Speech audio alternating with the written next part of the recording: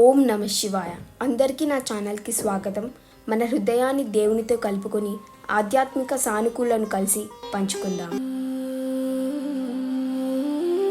ఉగాది తెలుగు ప్రజల ముఖ్యమైన పండుగ. ఇది తెలుగు నూతన సంవత్సర ప్రారంభాన్ని సూచించే పండుగ.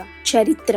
యుగాది అనే పదం ఉగాది నుండి వచ్చింది. యుగాది అంటే యుగం ప్లస్ ఆది అంటే కొత్త యుగ ప్రారంభం అని అర్థం. పురాణాల ప్రకారం, హిందూ పురాణాల ప్రకారం ఈ రోజునే బ్రహ్మదేవుడు ప్రపంచ సృష్టిని ప్రారంభించాడని నమ్మకం. కొన్ని పురాణాల ప్రకారం విష్ణుదేవుడు మత్స్య అవతారంలో మన వేదాలను సోమకాసుర రాక్షసుడు నుంచి కాపాడాడని నమ్ముతారు. అందుకే ఈ రోజు కొత్త ప్రారంభంగా భావిస్తారు. ఆ రోజు చైత్ర శుద్ధ పాడ్యమి రోజు, సమయం, మాసం మొదలవుతుంది. పంచాంగ ప్రారంభం.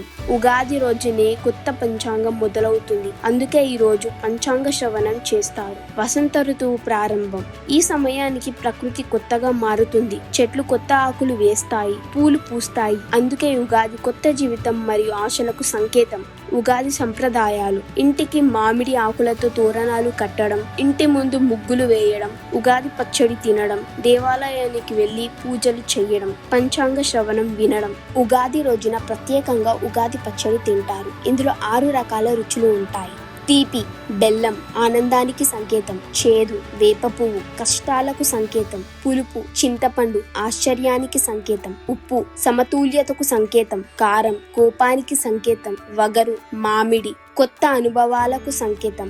దీని అర్థం ఏమిటంటే జీవితంలో అన్ని రకాల అనుభవాలు ఉంటాయి అని గుర్తు చేస్తుంది. ఉగాది సందేశం. ప్రతి కొత్త సంవత్సరం మన జీవితంలో కొత్త ఆశలు, కొత్త అవకాశాలు తీసుకొస్తుంది.